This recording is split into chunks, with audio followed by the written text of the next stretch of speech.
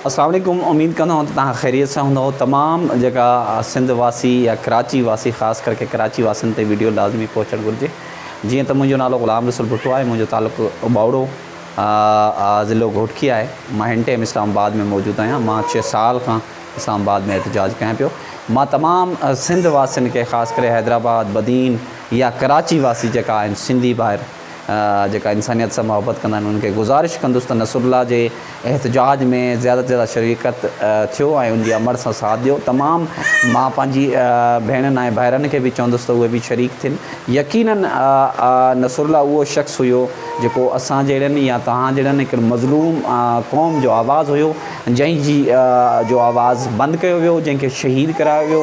उनजे कातिलनि खे कैफ़े किरदार ताईं सिंध खे खपे त यकीन करो ख़ामोश न वेहे। अगरि सिंध ख़ामोश थी वई त उन जी पोड़ी मां छा कंदी। उमेदु आहे त नसरुल्लाह जी पोड़ी मां हिन टाइम यकीन कयो त नसरुल्लाह जो हिकिड़ो जवान सम्झो पुटु आहे, माना हिकिड़ो जवान सम्झो भाउ आहे। जीअं उहा अमड़ विढ़े पई केसि, इनशाअल्लाह कातिल ख़ालिद ख़ान लुंड ऐं उन जा पुट ज़रूरु कैफ़े किरदार ताईं पहुचंदा ऐं इनशाअल्लाह जेकी बिलावल भुट्टो जी पार्टी ऐं क़यादत आहे उहा उनखे पंहिंजी पार्टी मां निकाली ॾींदी इनशाअल्लाह। जेको हिन टाइम कातिल गिरफ़्तार न थी सघियो आहे बरकत लुंड, उनखे बि उमेदु आहे त वज़ीर आला सिंध उनखे बि फौरी गिरफ़्तार कंदो। अमड़ पठाणी जो जेतिरो मतिलबु मुतालबा आहिनि इनशाअल्लाह जल्दी मां मञिया वेंदा। ऐं छो जे हिन गर्मियुनि में, हिन इंतिहाई गर्मियुनि में यकीन करो त इस्लामाबाद में बि शदीद गर्मी आहे। इहो 6-7 साल मां पहिरें दफ़ा ॾिठी आहे।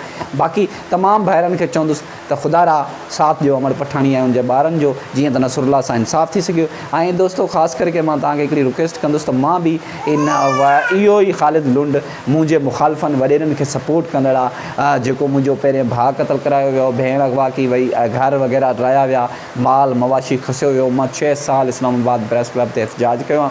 पार्लियामेंट, सुप्रीम कोर्ट, कोई अहिड़ो प्लेटफॉर्म न आहे जिथे मां एहतजाज न कयो आहे। बसि हिकिड़ो सोशल मीडिया जो ज़रियो आहे। बाक़ी मीडिया असांजी पाकिस्तान जी तव्हांखे ख़बर आहे त बसि हिते त हिकिड़ी शिकायत मां सिंध मीडिया जी बि कंदुसि त हिते अलाए केतिरा सिंधी चैनल आहिनि इस्लामाबाद में, लेकिन कोई असांखे कवरेज ॾियण जे लाइ तयारु न आहे। सिंधी चैनल उर्दू त मयार ई न आहे, लेकिन सिंधी चैनल कवरेज न ॾियनि था। अलाह ताला तव्हांखे ख़ुशि रखे।